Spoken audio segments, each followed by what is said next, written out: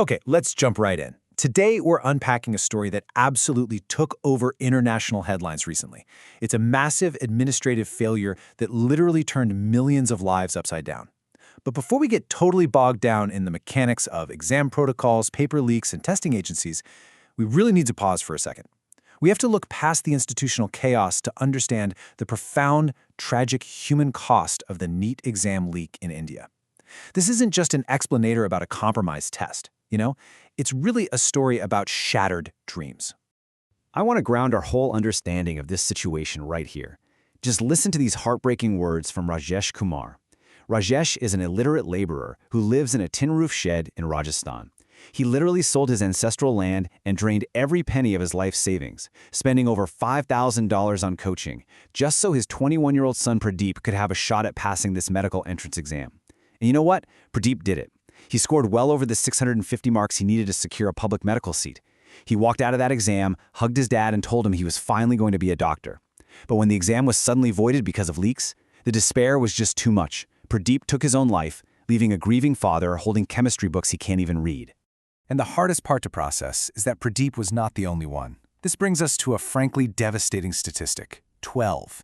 In just the 37 days between the cancellation of the original exam and the newly scheduled retest, at least 12 students across the country reportedly took their own lives.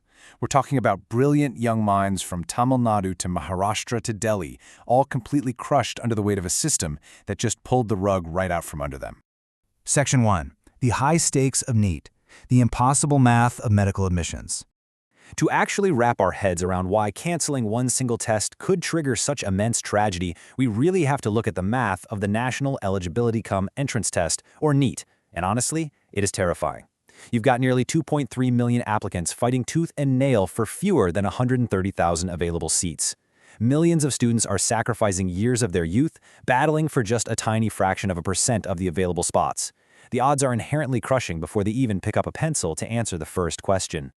But the pressure isn't just academic, right? It's deeply, deeply financial. On one side, you have public medical colleges. These are heavily subsidized and they offer a world-class education.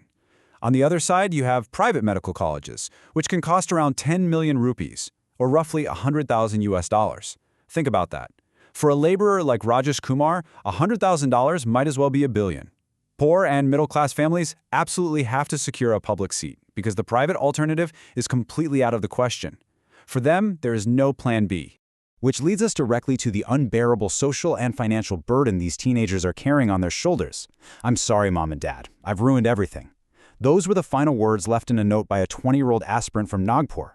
After scoring really well, the cancellation meant she had to do the whole thing all over again. The fear that she couldn't replicate her success, that she had somehow wasted her family's massive financial sacrifices, was simply too much for her to bear. When the stakes are literally life and death, the integrity of the exam has to be absolute. But, as we'll see, it wasn't. Section 2. The Paper Leak Scandal. How the 2026 exam unraveled. So how does a massive nationwide testing system just fall apart? Here's a quick look at the timeline. On May 3rd, the exam takes place across India and even at some international centers. But almost immediately, rumors of a leak start flooding social media. And it turns out nearly 120 questions matching the actual exam were actively circulating on the messaging app Telegram. By May 12th and 15th, the government and the testing agency have to step in. They acknowledge the severity of the breach, void the results of millions of honest students, and set a new, incredibly high-pressure retest date for June 21st. As investigators started digging into this, a really shocking figure emerged: $52,400. That's 5 million rupees. This is the exorbitant amount allegedly paid by some individuals just to get their hands on the leaked exam papers in the city of Sikar, Rajasthan. When you contrast this corrupt, expensive shortcut with the honest, back-breaking sacrifices of families who sold everything they owned just to afford legitimate coaching, well, the injustice is glaringly clear. But the craziest part is that the warning signs were totally there beforehand. Between 2016 and 2023 combined, only 7 students in total achieved a perfect score of 720. 7. But in 2024 alone, a highly suspicious 80 students reported perfect scores. Experts and educators were calling this unprecedented jump highly unusual at the time. Yet despite arrests being made that year, the core testing system was never scrapped or fully overhauled. So how does a breach of this magnitude actually happen on a national scale? Let's take a look at the architect of the exam itself. Section 3. A broken testing system.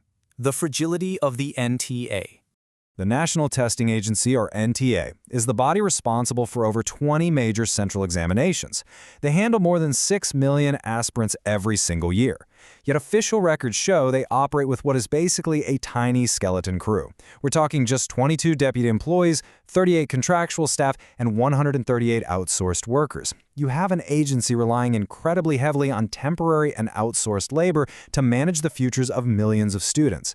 Experts argue that this lack of core manpower and infrastructure makes the whole agency incredibly fragile.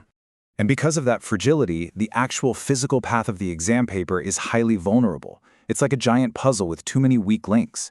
The process moves from the paper setters, to the printing press, to physical transmission, and finally to the exam centers, where papers often sit around for 2 to 3 days early. As the Coaching Federation of India points out, the biggest issue here is that human intervention is required at every single one of these stages.